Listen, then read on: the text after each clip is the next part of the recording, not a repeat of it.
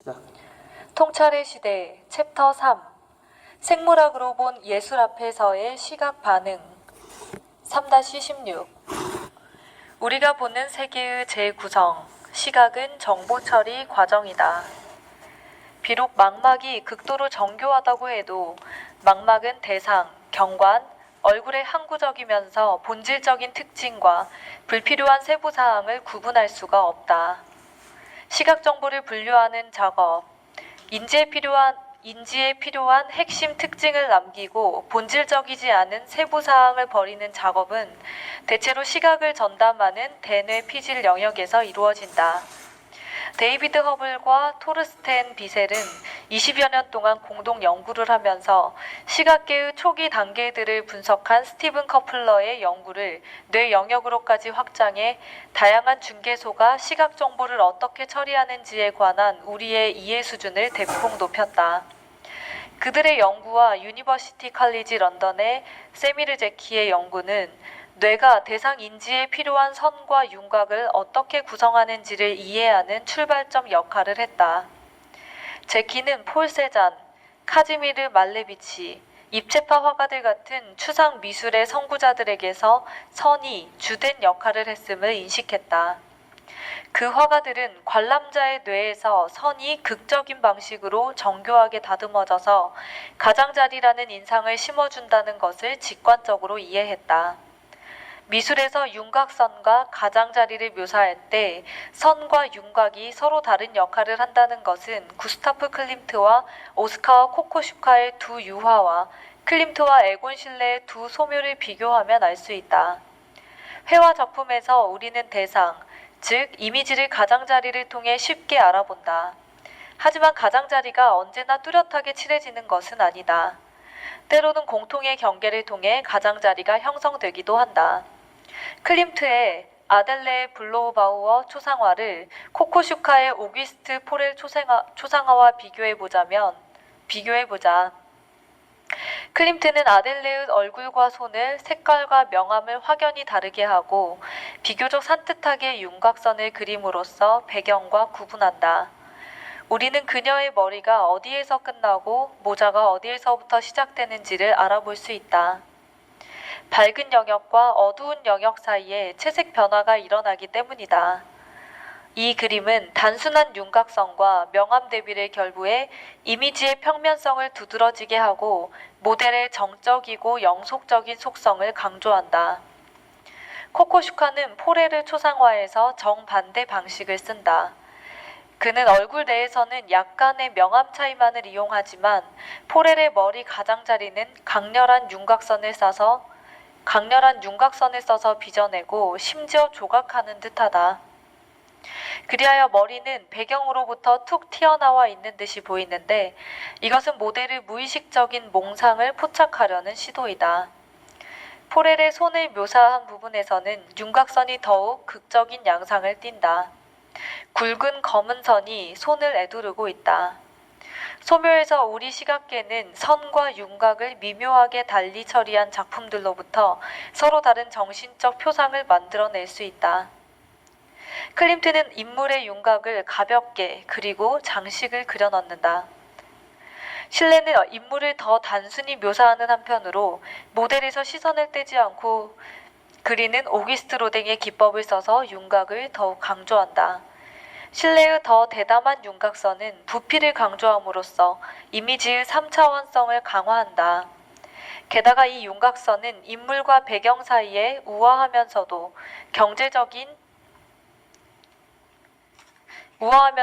경제적인 물리적 경계를 만든다. 그 결과 두 화가가 우리 시각계에 전달하는 표상이 비슷한데도 우리는 둘을 전혀 다르게 본다. 실내의 소묘에 쓰인 것과 같은 윤곽이 3차원 형태를 매우 뚜렷하게 전달하긴 하지만 그 윤곽은 자연에 있는 형태를 담지 않았다. 세계에 있는 대상들은 클림트의 유화에 실린 인물처럼 뚜렷한 윤곽선을 통해 배경과 구분되는 것이 아니다. 인위적인 윤곽선으로 만들어낸 이미지가 대단히 설득력 있게 와닿는다는 사실로부터 우리는 우리 뇌가 시각적 대상들을 구별하기 위해 쓰는 도구들에 관한 흥미로운 깨달음을 하나 얻게 된다. 시신경은 100만 개가 넘는 축삭으로 이루어진 일종의 생물학적 케이블로서 망막 신경절 세포에서 발화한 활동 전이를 외측 무릎핵으로 전달한다. 외측 무릎핵은 시상의 일부로서 감각 정보를 대뇌 피질로 보내는 입구이자 분배점이다. 허블과 비셀은 실험 동물의 시상을 연구하기 시작했고, 외측 무릎핵의 신경세포가 망막 신경절 세포와 매우 비슷한 특성을 지닌다는 것을 발견했다. 외측 무릎핵의 신경세포도 중심형 및 중심 억제형이라는 두 종류의 원형 수용 영역을 지니고 있다. 이어서 그들은 1차 시각 피질의 신경세포를 조사했다. 이 신경세포는 외측 무릎핵에서 이미지에 관한 정보를 받아서 대뇌 피질의 다른 영역들로 중계한다. 망막과 외측 무릎핵의 신경세포들처럼 1차 시각 피질의 각 신경세포도 고도로 분화해 있고 망막의 특정 부위에서 오는 자극에만 반응한다. 즉 자체 수용 영역을 지니고 있다. 하지만 여기에서 허블과 비셀은 한 가지 놀라운 발견을 했다. 1차 시각 피질의 신경세포가 외측 슬상액에서 입력된 정보를 단순히 충실하게 재생산하는 것이 아니라는 사실이었다. 대신에 이 세포는 자극의 직선적인 측면을 추상화한다. 이 피질의 세포는 수용 영역이 원형이 아니라 막대 모양이기 때문에 윤곽, 즉 선, 정사각형, 직사각형에 가장 잘 반응한다. 한 이미지의 가장자리를 규정하거나 밝은 영역과 어두운 영역의 경계를 표시하는 선에 반응한다. 허블과 비셀의 발견 중 가장 놀라운 것은 1차 시각 피질의 신경세포가 단순히 선이 아니라 특정한 방향의 선에 반응한다는 점이다. 따라서 검은 선이나 가장자리가 우리 눈앞에서 한 축을 중심으로 회전하면서 각 가장자리의 각도가 서서히 변한다면 그 각도 변화에 따라 서로 다른 신경세포가 발화를 할 것이다. 어떤 뉴런은 가장자리가 수직일 때 반응할 것이고 어떤 뉴런은 가장자리가 수평일 때 반응할 것이며 또 어떤 뉴런은 가장자리가 비스듬할 때 반응할 것이다. 게다가 망막의 신경세포처럼 1차 시각 피질의 신경세포도 명암의 불연 속성에 가장 잘 반응한다. 이 연구 결과들은 포유동물의 눈이 카메라가 아니라는 것을 인상적으로 보여준다. 즉 눈은 풍경이나 사람의 이미지를 화소 단위로 기록하는 것도 아니고 이미지의 색깔을 정확히 포착하는 것도 아니다. 게다가 시각계는 정보를 고르고 선택하고 버릴 수 있다. 카메라나 컴퓨터는 그렇게 할 수 없다. 제키는 허블과 비셀의 발견을 이렇게 설명한다. 세포가 특정한 방향의 선에만 선택적으로 반응한다는 발견은 시각 뇌 연구의 초석이 되었다. 생리학자들은 방향 선택 세포가 뇌에서 정교한 형태를 구축하는 생리학적 기본 단위라고 본다. 비록 우리가 모든 형태의 기본 구성 요소라고 여기는 것에 반응하는 세포들로부터 복잡한 형태가 어떻게 신경학적으로 구성되는지를 아는 사람은 아무도 없지만 말이다. 어떤 의미에서 우리의 탐구와 결론은 몬드리안, 말레비치 같은 화가들의 것과 다르지 않다. 몬드리안은 더 복잡한 다른 모든 형태들의 구성 요소인 보편적인 형태가 직선이라고 생각했다.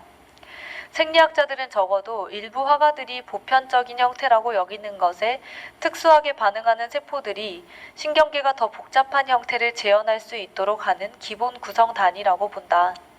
나로서는 시각 피질의 생리학과 화가의 창작물 사이의 이 관계가 전적으로 우연의 산물이라고 보기 어렵다.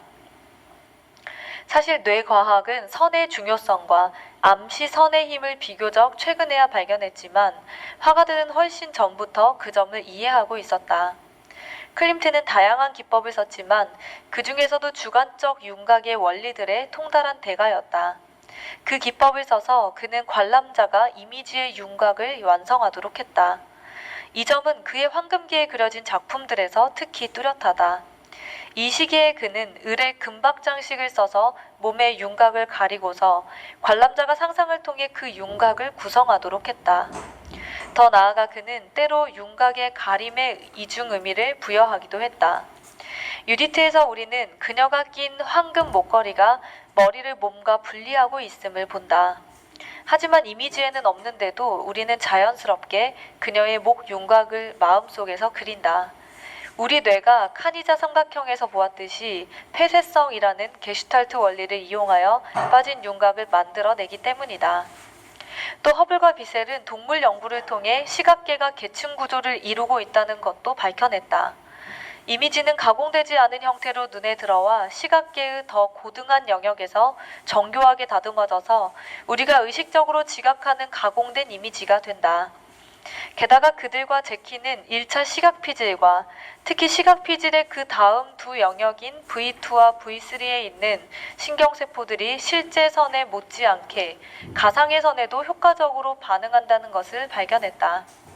그럼으로써 이 신경세포들은 윤곽을 완성할 수 있으며 그것은 게슈탈트 심리학자들이 폐쇄성이라고 부르는 현상을 설명해 준다. 제키는 12장에서 다룬 카니자 삼각형이 폐쇄성의 사례라고 주장한다. 뇌가 불완전하거나 애매한 이미지를 완성하여 그것을 이해하고자 한다는 것이다. 그가 더 나중에 한 뇌 영상 실험들은 사람이 암 시선을 볼 때 1차 시각 피질과 V2 및 V3 영역의 시각세포들이 활성을 띠며 대상 인지의 중요한 피질 영역의 신경세포도 마찬가지로 활성을 띈다는 것을 시사했다. 아마도 뇌는 모퉁이를 돌아 나오는 누군가나 덤불 뒤에서 걸어 나오는 사자를 볼 때처럼 이미지를 제대로 지각하려면 가려진 윤곽을 완성해야 하는 상황을 자연에서 종종 접하기 때문에 선을 완성하는 것인지 모른다. 리처드 그레고리는 이렇게 상기시킨다. 우리 뇌는 거기에 있어야 하는 것을 덧붙임으로써 우리가 보는 것의 상당 부분을 창조한다. 우리는 뇌가 잘못된 추측을 하여 명백히 허구적인 것을 창조할 때에만 뇌가 추측을 하고 있음을 깨닫는다. 앞서 살펴보았듯이 대상 인지의 본질적인 특징은 형상과 배경을 분리하는 것이다.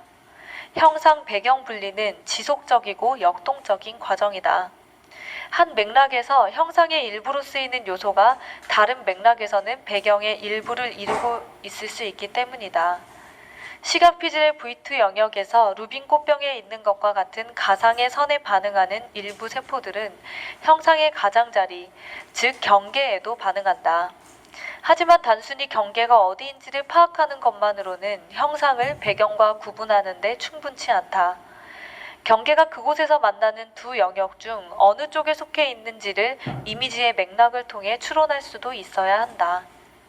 경제 소유권 문제는 루빈 꽃병과 토끼, 오리 형상에서처럼 형상 배경 전환이 일어나는 상황에서 특히 중요해진다. 제키 연구진은 그런 형상 배경 전환이 일어날 때 사람들의 뇌 속을 촬영했다. 그들의 실험은 루빈 꽃병을 볼 때 뇌 활성이 하측 두엽의 얼굴 인식 영역에서 두정엽의 대상 인지를 담당하는 영역으로 옮겨간다는 것을 보여준다. 게다가 역전이 일어날 때마다 1차 시각 피질의 활성이 일시적으로 잦아든다. 1차 시각 피질의 활성은 꽃병 하나를 보든 얼굴 둘을 보든 간에 이미지의 지각에 반드시 필요하지만 전환이 일어나려면 활성이 잠시 중단되어야 한다. 마지막으로 한 이미지에서 다른 이미지로 지각 표상이 바뀔 때 정보가 더 폭넓게 전달됨으로써 전두엽과 두정엽도 활성화를 띠게 된다. 제키 연구진은 이 활성이 하향식 처리 과정을 나타내며 어느 지각 표상이 의식에 떠오를지를 결정한다고 주장한다. 따라서 관람자가 막 전환된 이미지를 의식적으로 자각하려면 전두엽과 두정엽이 동원되어야 한다. 이 문제는 29장에서 무의식적 처리 과정으로부터 의식적 처리 과정으로의 전환을 다룰 때 다시 살펴보기로 하자. 각 눈의 망막에 비친 이미지는 그림이나 필름에 담긴 이미지와 마찬가지로 2차원적이지만 우리는 3차원 세계를 본다. 우리는 어떻게 이렇게 깊이를 자각할 수 있는 것일까? 뇌는 두 가지 영역의 주요 단서를 활용한다. 바로 단한 단서와 양한 시차 단서이다. 원근법을 포함한 깊이 지각의 상당 부분은 단한 단서로부터 얻을 수 있다. 사실 양쪽 눈의 망막에 비치는 이미지는 바로 코앞의 거리에서는 구별되지만 6m 이상의 거리에서는 본질적으로 같다. 따라서 멀리 있는 대상을 볼 때는 한쪽 눈으로 보는 것이나 다름없다. 그럼에도 우리는 멀리 있는 대상의 상대적인 위치를 별 어려움 없이 파악한다.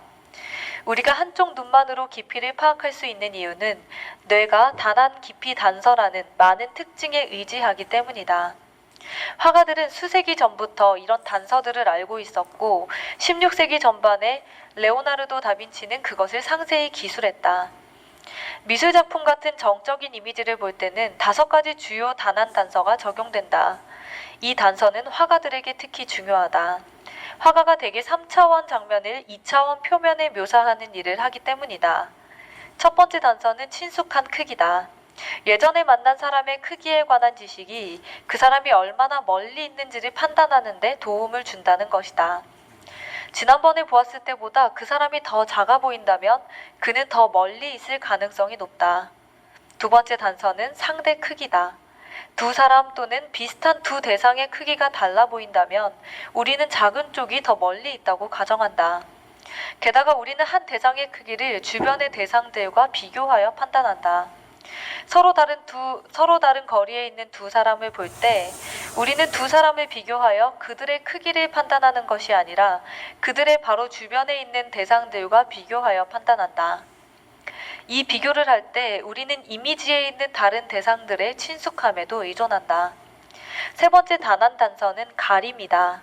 사람이나 대상이 다른 사람이나 대상을 통해 일부 가려진다면 보는 이는 앞쪽에 있는 사람이나 대상이 가려진 사람이나 대상보다 더 가까이 있다고 가정한다. 예를 들어 우리는 평면에 놓인 세 기하학적 형태를 본다. 원, 직사각형, 삼각형이다. 원은 우리에게 가장 가까이 있는 듯하고 직사각형이 가장 멀리 있는 듯하다. 삼각형이 직사각형을 일부 가리고 원이 삼각형을 일부 가리기 때문이다. 공간에서의 절대적인 위치를 가리킬 수 있는 다른 단한 깊이 단서들과 달리 가림은 상대적인 거리만을 판단할 수 있게 한다. 네 번째 단서는 선원근법이다. 철도 같은 평행선이 지평선의 한 점으로 수렴하듯 보이는 것이다. 수렴하는 선들의 길이가 더 길수록 보는 이의 거리 감각도 더 강화된다. 시각계는 수렴을 직관적인 깊이로 해석한다. 평행선은 언제나 평행하다고 가정하기 때문이다. 다섯 번째 단한 단서는 대기원근법이다. 따뜻한 색깔이 차가운 색깔보다 보는 이에게 더 가까워 보이며 더 어두운 색상의 대상이 밝은 대상보다 더 가까워 보인다.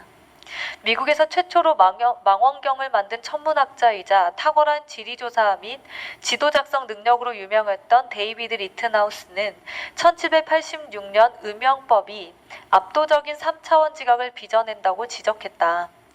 이 지각은 우리가 현재 뇌에 회로로 새겨져 있음을 알고 있는 두 가지 추론을 토대로 한다. 첫 번째는 전체 이미지를 비추는 광원이 단 하나라는 것이고 두 번째는 이 광원이 머리 위에 있다는 것이다. 우리의 시각계가 그렇게 추론하는 이유는 우리 뇌가 머리 위에서 빛나는 태양이라는 단 하나의 광원이 있는 태양계에서 진화했기 때문이다. 이 추론들을 토대로 위쪽에서 빛나는 둥근 형태는 볼록해 보이는 반면 아래쪽에서 빛나는 똑같이 둥근 형태는 오목해 보인다. 이 추론들은 머핀펜을 볼 때에도 뚜렷이 드러난다. 이 그림에서 우리는 지면에서 튀어나온 세 줄의 볼록한 혹, 즉 머핀을 본다. 이렇게 보이는 것들은 위가 밝고 아래가 어두운 것들로서 이 배치는 공예의 그늘을 지각하는 것과 일치한다. 모든 대상이 머리 위에 있는 하나의 광원에서 빛을 받는 듯하다. 하지만 그림을 뒤집으면 이미지는 역전된다. 이제 우리는 오목하게 파인 형태들을 본다. 이 역전은 우리 뇌가 여전히 광원이 위에 있다고 가정하기 때문에 일어난다. 우리는 종이를 회전시키지 않고서도 광원이 밑에 있다고 상상함으로써 원의 공간적인 방향을 역전시킬 수도 있다. 더 어렵긴 하지만 말이다. 이런 식으로는 이미지의 방향을 역전시키기가 더 어렵다는 사실은 광원이 머리 위에 있다고 가정하도록 우리 뇌에 회로가 새겨져 있다는 것을 말해준다. 그림 16-11b는 또 다른 자동적인 추론을 보여주는 사례로서 왼쪽의 그림과 마찬가지로 여기서도 세 줄의 혹이 보인다. 하지만 여기서는 빛이 옆에서 비추며 가운데 줄의 두 원은 다른 줄의 원들과 정반대 방향을 보인다. 이 원들은 언뜻 볼 때는 오목한 듯하지만 쉽게 뒤집힐 수 있다. 의도적으로 뒤집는다면 인접한 줄에 있는 원들의 방향도 뒤집힌다는 점을 주목하자. 여기서도 뇌가 광원이 하나라고 한결같이 가정하고 있다는 점이 드러난다. 그림 16-11A는 광원이 머리 위에 있다고 가정하는 우리의 태도가 뇌에 새겨진 것임을 보여준다. 흥미롭게도 이 가정은 지평선이나 환경과 관련이 있는 것이 아니라 우리 자신의 머리와 관련이 있다. 우리는 태양이 머리 위에 붙어 있다고 가정하는 듯하다. 고개를 오른쪽으로 기울이면 그림 16-11B의 가운데 줄에 있는 원들은 예외 없이 오목하게 보이고 그것을 역전시키기가 훨씬 더 어려워진다. 고개를 왼쪽으로 기울이면 정반대 효과가 나타날 것이다. 30m 이내에 있는 대상을 볼 때는 단한 단서 외에 양한 시차 단서를 이용해도 깊이를 자각한다. 양한 시차는 양쪽 눈으로 대상을 볼 때 양쪽 눈이 서로 조금 다른 시점에서 대상을 보기 때문에 생긴다. 각각의 눈으로 조금씩 다른 시점에서 대상을 보기 때문에 양쪽 망막에 비치는 이미지도 조금 다르다. 양쪽 눈을 번갈아 감으면서 대상을 보면 그렇다는 사실을 직접 시험해 볼 수 있다. 허블과 비셀은 각 눈의 망막에서 오는 신호가 1차 시각 피질의 동일한 표적세포에 수렴된다는 것을 밝혀냈다. 입체 시에는 이 수렴이 필요하지만 그것만으로는 충분하지 않다. 입체 시를 얻으려면 1차 시각 피질의 표적세포가 양쪽 망막 이미지의 신호들에 있는 미미한 차이점들을 비교한 뒤 단일한 3차원 이미지를 제시해야 한다. 양한 시에는 주로 가까운 거리에서 하는 일에 필요하다.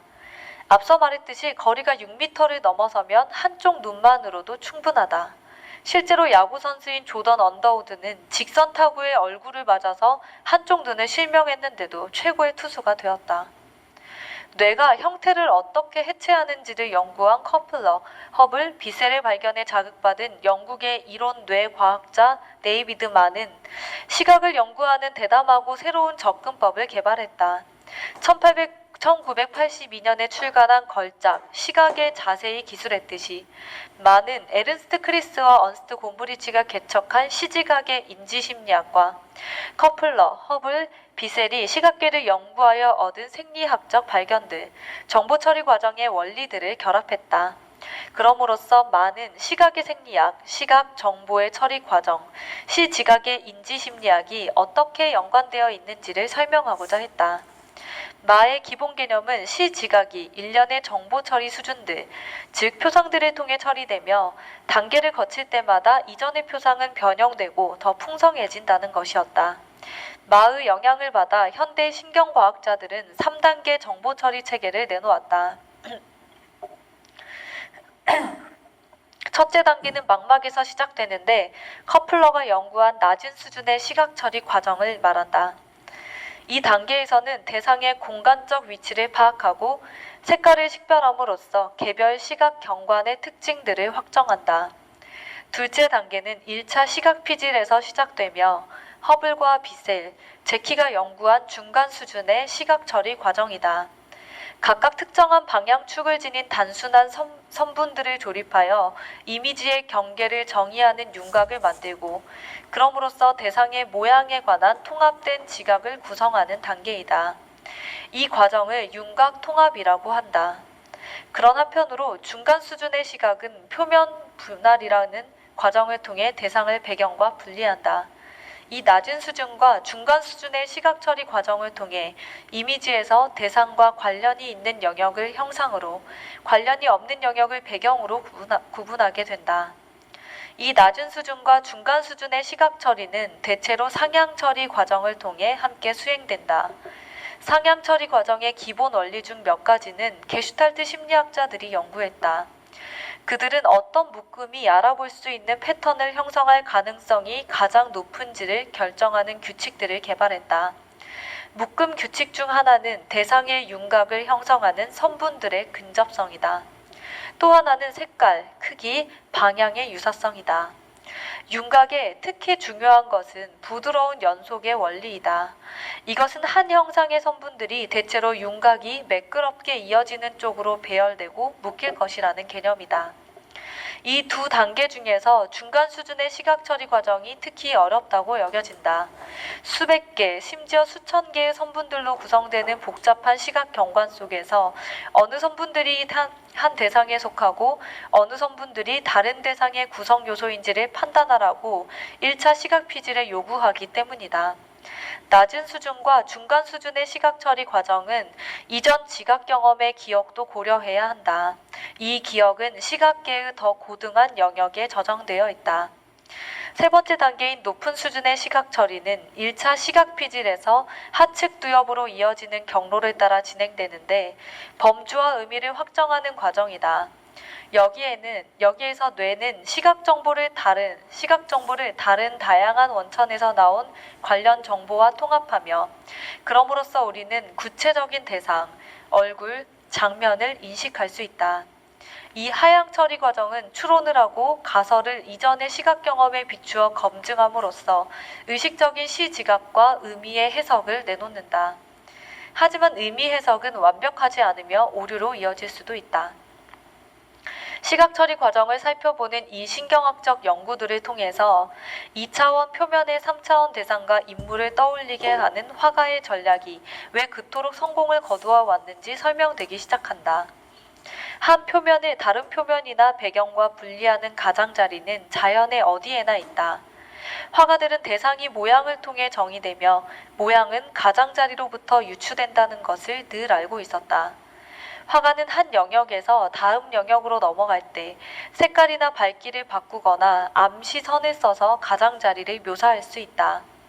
한 대상의 가장자리는 일반적으로 통일된 색깔, 밝기, 질감을 통해 한 표면의 다른 표면과 구분한다.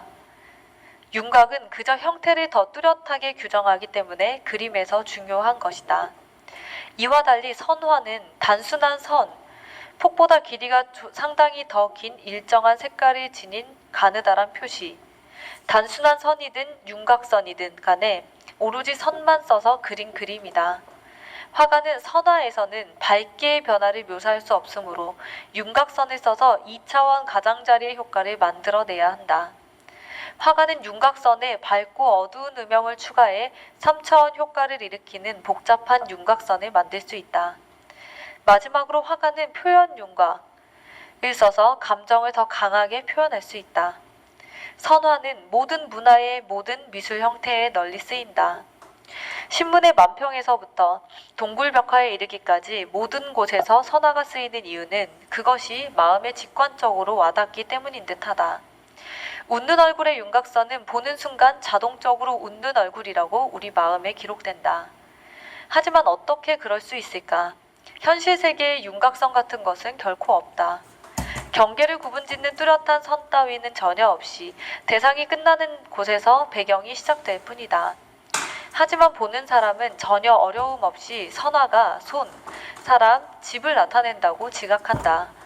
이런 종류의 간결한 그림이 그토록 수월하게 작동한다는 사실로부터 우리는 우리의 시각 처리 체계가 어떻게 작동하는지 많은 것을 알아낼 수 있다. 선화가 그토록 놀라운 성공을 거두는 이유는 허블과 비셀이 발견한 것처럼 우리 뇌세포가 선과 윤곽을 가장자리라고 읽는 능력이 매우 뛰어나기 때문이다. 뇌는 단순한 선들을 통합하여 형상과 배경을 구분하는 가장자리를 만든다. 우리가 눈을 뜨고 있는 매 순간 1차 시각 피질의 방향세포들은 눈앞에 놓인 풍경의 선화적 요소들을 구성하고 있다. 게다가 1차 시각 피질은 신경세포의 수용 영역에 있는 억제 영역을 이용하여 이미지의 윤곽선을 선명하게 만든다. 허블과 비셀이 세포 수준에서 연구하기 이전에 오스트리아의 물리학자이자 철학자인 에른스트 마흐는 이미 이 현상을 탐구한 바 있다. 마흐는 오늘날 마흐의 띠라고 불리는 착시 현상을 발견했다. 더 밝아 보이는 영역을 더 어두워 보이는 영역 옆에 놓으면 우리는 두 영역의 경계에서 대비가 더 강화된 선을 지각하게 된다. 그래서 밝은 영역은 경계 근처에서 훨씬 더 밝아 보이고 어두운 영역은 경계 근처에서 훨씬 더 어두워 보인다. 하지만 실제로 그런 선은 존재하지 않는다. 지금 우리는 그런 선이 수용 영역들의 배치 방식에서 비롯된 것임을 안다. 작은 원형이든 막대 모양이든 간에 수용 영역의 흥분성 중심부는 대비를 더 두드러지게 하고 경계의 어두운 표면과 밝은 표면을 강조하는 억제성 주변부에 둘러싸여 있으며 그 결과 뇌는 마흐의 띠라는 더 두드러진 경계를 지각하게 된다. 선화에서 가장자리를 윤곽으로 지각하는 능력은 이미지의 지각과 현실 세계의 지각이 여러 면에서 중요한 차이가 있음을 보여주는 한 가지 사례일 뿐이다. 선화의 윤곽선은 현실 세계에 있는 가장자리가 제공하는 풍성함도, 더 나아가 정보도 지니고 있지 않을 때가 종종 있다. 하지만 그림 16-17에서 살펴볼 수 있듯이 굳이 그런 것들을 제공할 필요가 없다. 선화의 윤곽선은 뇌가 모든 유형의 가장자리와 경계를 충분히 추론하고 표상할 수 있도록 해주기 때문이다. 윤곽선이 대상의 가장자리를 알려주는 단서이므로 우리는 음영도 색깔도 없는 가장 단순한 선화에서조차 대상을 식별하고 특정한 의미와 분위기를 지각할 수 있다. 신경과학자 찰스 스티븐스는 렘브란트의 1699년 자화상을 예로 들어서 이 점을 더욱 극적으로 설명한다. 스티븐스는 렘브란트의 자화상을 선화로 그린 것을 자화상과 비교하면서 선화가 자화상과 전혀 딴판인데도 관람자는 선화에서 렘브란트에 유사한 3차원 이미지를 쉽게 알아볼 수 있다는 것을 보여준다. 스티븐스는 선화를 보고서 렘브란트를 즉시 수월하게 알아보는 능력이 이미지가 뇌에서 표상되는 방식의 근본적인 측면을 한 가지 드러냈다고 주장한다. 얼굴을 인식하는 것은 눈, 입, 코를 정의하는 단 몇 개의 특정한 윤곽선으로 얼굴을 추상화하기만 하면 충분하다는 것이다. 그럼으로써 화가는 얼굴을 인식하는 우리 능력에 영향을 끼치지 않으면서 얼굴을 극도로 왜곡할 여지를 갖게 된다. 크리스와 곰브리치가 강조했듯이 바로 이것이 캐리커처 화가와 표현주의 화가가 우리에게 그토록 강한 감명을 줄 수 있는 이유이다. 화가들이 선화에서 윤곽선을 써서 가장자리를 재현하는 데 큰 성공을 거두어 왔다는 사실로부터 우리의 미술 지각에 관한 심오한 의문이 하나 제기된다. 그 지각은 학습되는 것일까, 유전되는 것일까? 우리는 화가가 자연적으로 생기는 가장자리를 윤곽선으로 대체할 수 있다는 관습을 배우는 것일까? 아니면 우리 시각계의 얼굴이나 경관의 미술 묘사를 실제 얼굴이나 경관으로 지각하는 능력이 내재되어 있는 것일까? 마거리 리빙스턴은 이런 식으로 화가가 시각계를 속일 수 있다는 사실이 알려져 있었고 소묘가 출현할 때부터 그러한 기술이 널리 사용되어 왔다고 지적한다. 약 3만 년 전 구석기 시대가 끝날 무렵 프랑스 남부와 스페인 북부의 동굴 화가들은 뇌가 눈앞에 무엇이 보일지 가정을 한다는 점을 이미 직관적으로 알고 있었다. 그 화가들은 3차원 이미지를 만들기 위해 단순히 윤곽선을 써서 경계를 설정한 다음 그 부분이 두드러지도록 처리하여 윤곽을 만들어낸다. 그런 선화들은 3차원이라는 착시를 일으킨다. 묘사한 대상이나 사람의 키, 폭, 형태를 보는 이의 뇌에 재현하기 때문이다. 더 큰 의미에서 볼 때 우리 시각계가 선화의 가장자리를 윤곽으로 해석하는 능력은 2차원 배경에서 3차원 형상을 보는 우리의 놀라운 능력을 보여주는 한 가지 사례일